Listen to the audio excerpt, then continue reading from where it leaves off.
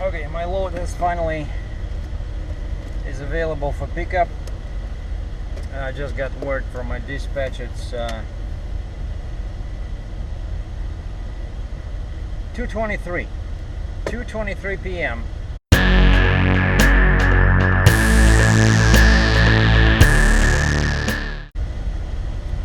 I think the actual machine that I'm picking up, it was on the way here.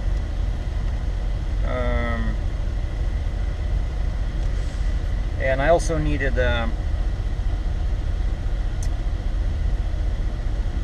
Pennsylvania permit, because you gotta show it, otherwise they don't let you in. So you have to have the permit before you get loaded. Normally it's the other way around, but some places. And so I was just sitting at Dunkin' Donuts when I received the email. So I don't have to go back online, because it's already in my downloaded folder. So I just hope that my printer works. I sometimes have problems with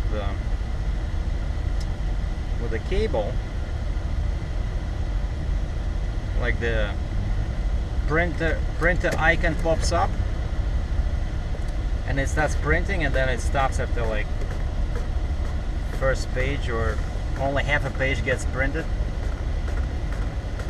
Sorry for the shaky video. It's because this printer creates a lot of movement on my bed. Some massive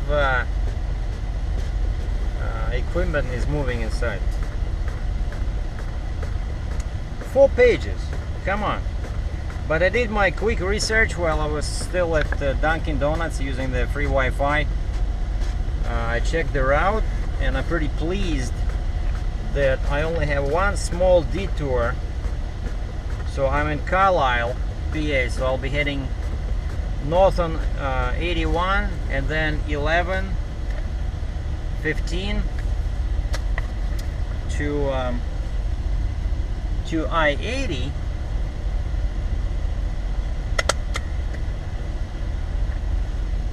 And I'm not sure why I cannot take 81, but I guess they don't want me to, because I go on these 11, 15, whatever, to 80, and then I take 80 east, and there's a quick detour, like 10 miles detour over I-80. I guess there's construction there.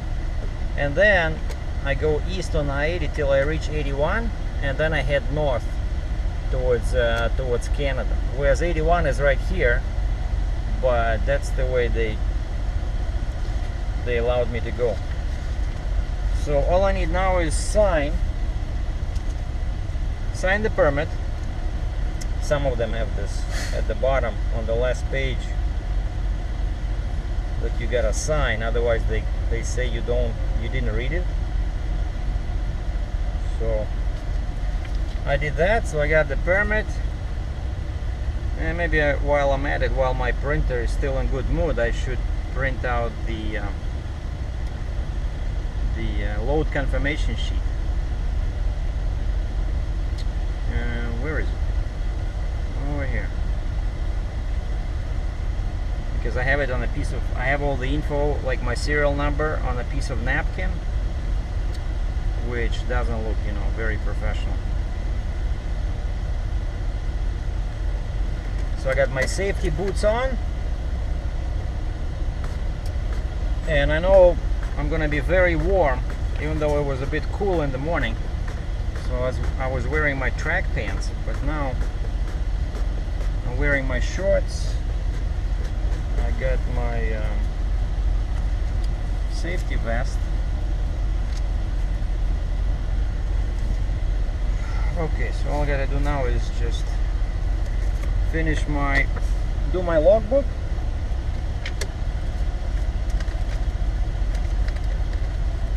And head over to the yard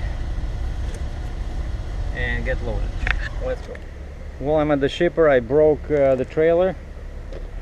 Broke meaning separated the truck and the trailer.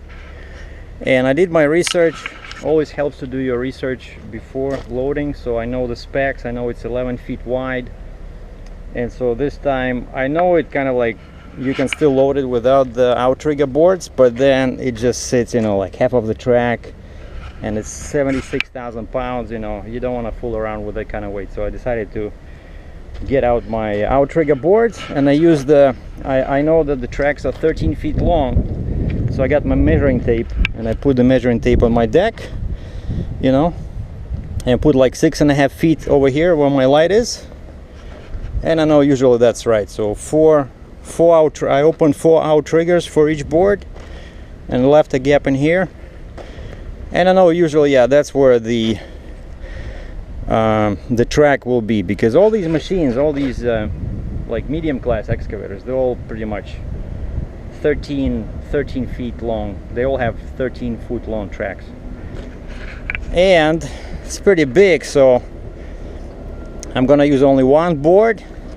And the trick here is to pay attention to these cross members, you know, because this is just, you know, it's pretty light steel, so you don't want to put the weight somewhere where there's not enough support, right? But I have one cross member, another one, and then the third one, and as you see, I left it like this over this cross member, and I left it pretty much the same on this side of the cross member. So my secret plan is to load, put the bucket, put that knuckle under the bucket somewhere here, you know, so this will be like middle cross member, and then the boom will be as low as possible. Because of that, I had to move my tarps, because the previous load I put 2 tops in here on top of each other, and they were like this high, you know, and I know from experience that then the boom will be touching them, you know,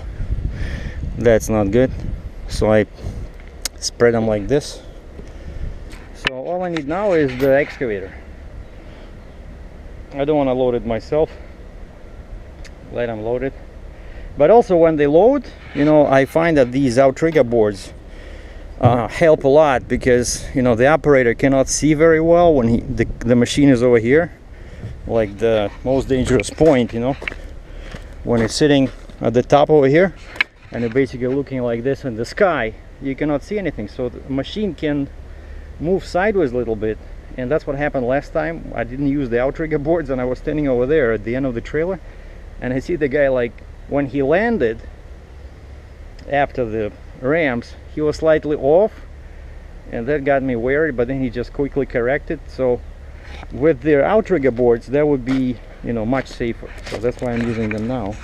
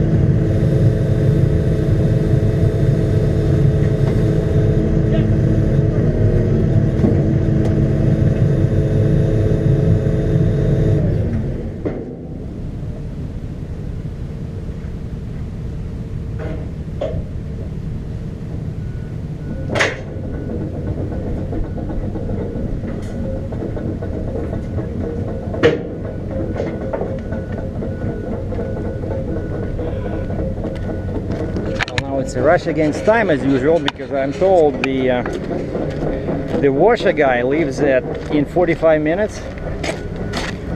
So,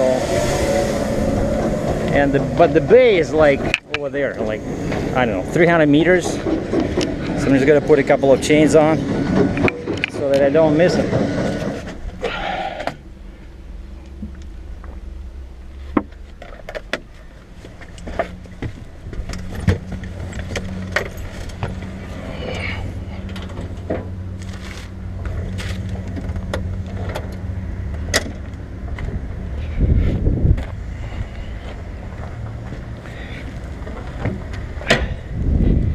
Okay, let's do this first probably. So yeah, I finished chaining and managed to get in before the guy left for the day. I'm like the last truck.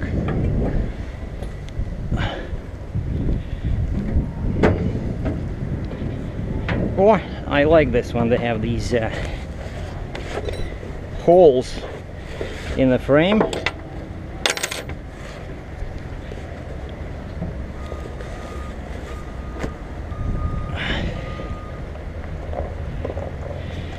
It's a brand new machine. Oops.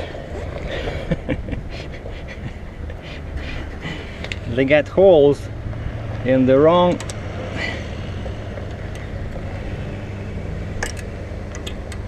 Oh, we do it like this. See, with the bungee cord, there's always something you can hook up to. Yeah, I don't think it'll go anywhere as long as it's covered. Oh, and I saw that the guy loaded the machine basically backwards. He was pulling on the levers. That's from the crate I had before. He was pulling on the levers to go forward, which means that I'll be pushing to go backwards, right? I think that's the main socket. Yeah, so that's the drives, right? But I'm not a Volvo expert. I know you guys will correct me, because that seems to be one of the more favorite things to do online.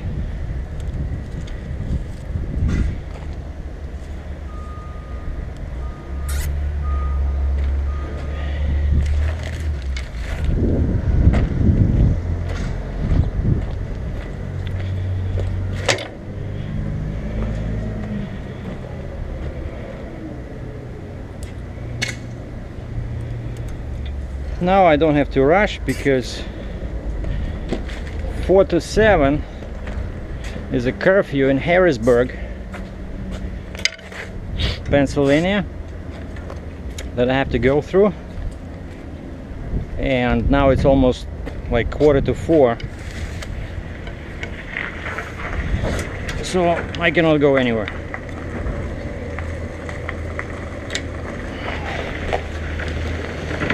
Uh-oh, look at this.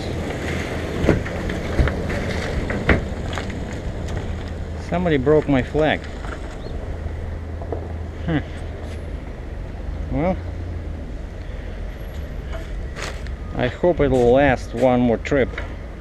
Now, you guys and girls, please remember, if I forget, to remind me to change the signs, because this is not gonna cut it in Quebec, right? I'm going to Quebec, Canada, and the guys over there, they cannot read this, so they have no idea what kind of load I have on the trailer. So it's too many letters for them. So whenever you cross into Quebec, you must just have one letter, D, right? That's the one they understand.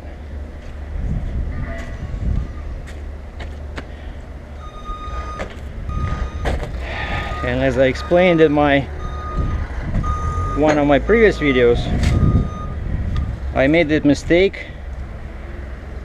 I overestimated the Quebec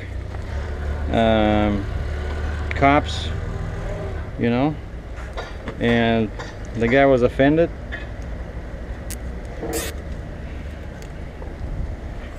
Gave me a $500 ticket.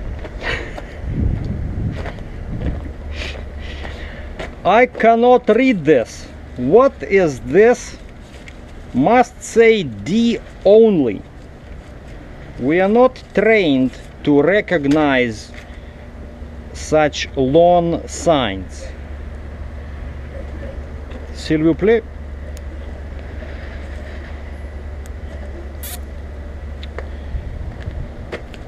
Alright, I think we're good to go. I got flags, I got signs. This is covered, and that's what I always recommend. And just take 2 minutes and just look at the machine. Like, if everything looks alright, you know, like, can you put any more chains? In my case, the answer is no. I have 1, 2, 3, I have 4 pairs of chains, each rated for 11,300, so each one is good for 22,000 pounds, and I have 4 pairs. So what I have on is enough to hold a much bigger 88,000 pound excavator like that one. I think that one is bigger, but that one is Lugon. That's a goner. But this one is 76,000 pounds. So I could have, you know, another way to do it would be hook up in there, because there's holes in there, right? Just hook up in there and just put, some guys do this, but I just don't feel, you know,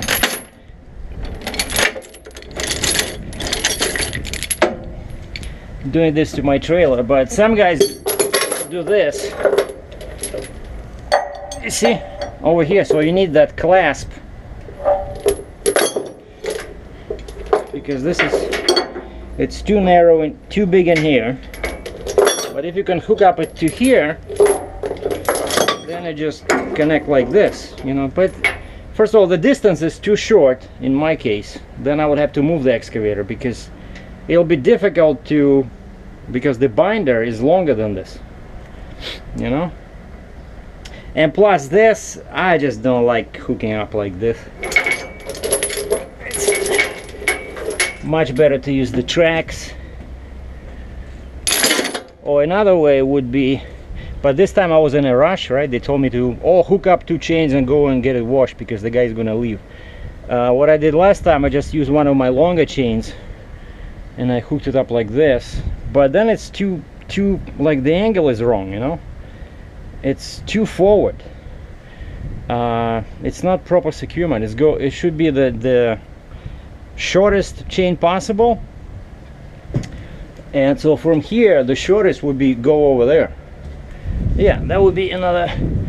From there, just hook up somewhere here. But you know, it's very long. It will be very hard to tighten it, because it'll be sagging, and these chains are very heavy, right? So you always want to use the shortest chains possible. So these are my, what, 6 or 7 feet, see? Very quick, boom, boom, boom. And I do this to protect the chains, of course. And you see, like last time I was telling you guys, it's always best to try to put chains where the wheels are, because this way the track does not sag. I did a mistake a couple of times where I forgot, and I just put a chain somewhere here, and then this thing starts sagging, because, you know, especially after you have a couple of protein bars, the power is that you can exercise with this, you know, lever. It's amazing. And this thing was like, you know, so this way it pushes onto the wheel, and the same thing here. So we're in business. And you see, that's how you do this. This is the best way I found, right? So you just flip this all the way up as if it has a bucket, and the same when it has a bucket, and that goes exactly onto my board. And we had to move it a little bit, right? So I had to be here, but they'll be already too far forward, because see how I put it a little bit closer to the back, because it is heavy. All right, and because it's not too tall, I use the second height setting. I know if I use this one, the lowest one, it'll be dragging. Like, it's up now because I'm on an incline, but on the level ground it will be like this, and I'll be catching all the kind of, you know, pavement little hills that going in and out of truck stops. Okay, so we're done. Now I'll just go to the truck stop, maybe have some quick snack. Now I have to shut down for 3 hours. Because yeah, what else can I do? Like, I cannot bypass Harrisburg because it's on my permit. And the sun sets at like 8:45. So after the curfew ends at 7, there's still like 2 hours to drive. So I'll probably go somewhere. I don't have my New York permit. I'll just go to somewhere. I know there's a truck stop where Milton, Pennsylvania on I-80, because I'll be going right through there.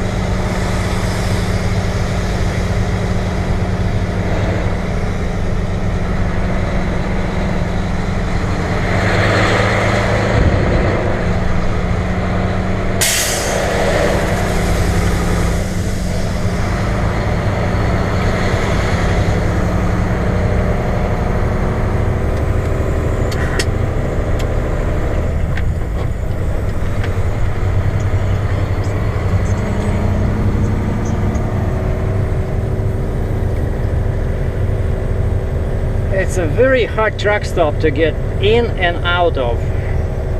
I saw another accident today. A guy left the truck and he parked between two other trucks.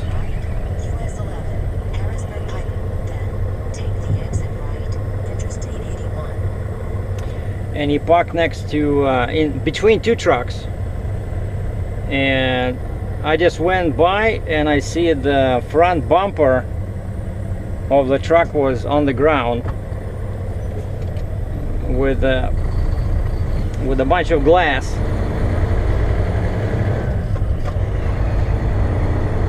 And the guy was walking back from the truck stop,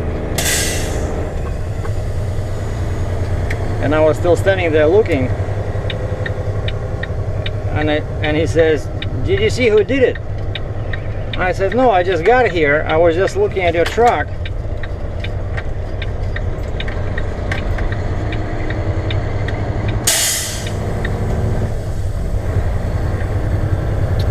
And of course the guy was pretty upset.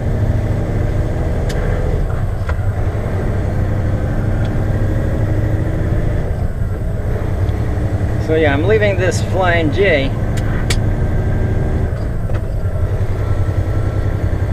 in Carlisle, Pennsylvania. So heading north on 81.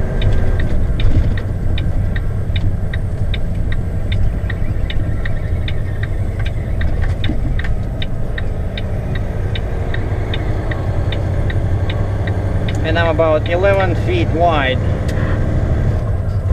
Legal height. And this machine weighs, the website said 76,000 pounds. I scaled my truck when loaded, so I know the machine weighs 66.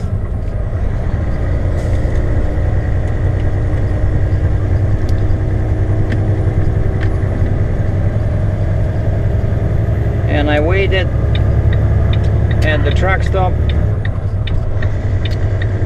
so that I don't hit Harrisburg during curfew.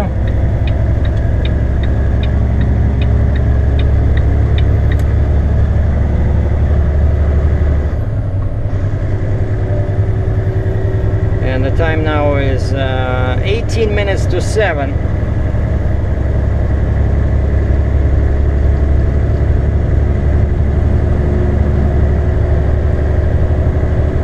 Which is perfect. So I'm I'm gonna hit that Highway 322 pretty much right on the money at 7. Because yeah, what I learned, you know, I looked closer at that urbanized area map, and it showed that I-81 is actually off limits. There's no curfew. Like if you stay on 81 all through Harrisburg with an oversized load, you don't have to wait. There's no curfew. But when you turn on 322 north or 22, you hit that red area, and that's why I had to wait. So I had another meal at Denny's, and then I went to Dunkin' Donuts, and that's it. So today I'm not gonna go far.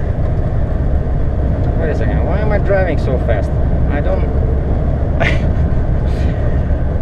don't have to do 60 miles an hour because I have to wait till the curfew is over. The curfew is still on right now, and I'm about 15 minutes away from, there we go, 90 kilometers an hour, which is 56. No, that's a bit too slow. My favorite in this truck is 57 or 92 kilometers an hour because it puts me almost exactly at 1400 RPM. And this truck pulls pretty good at that RPM. So this is day one, right? Getting ready with the paperwork, then waiting for the permits for the load to be ready, loading, securing, getting the machine washed,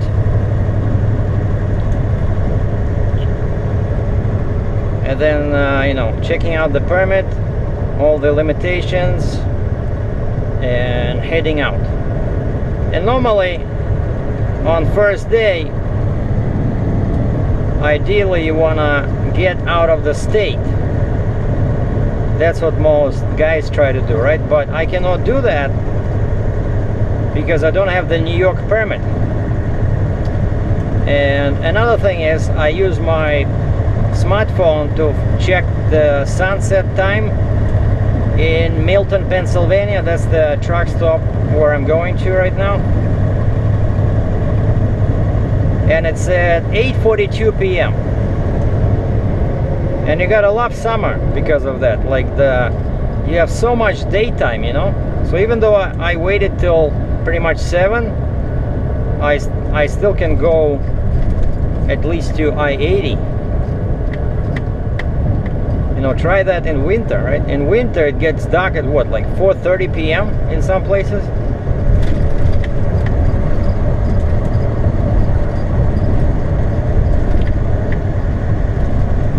Alright, I guess this is it. So we're gonna wrap it here because the scenery is not that great, and I showed this road many times, you know, 81 and 15 and 22 in previous vids. So we're gonna cut the vid here and we'll continue tomorrow.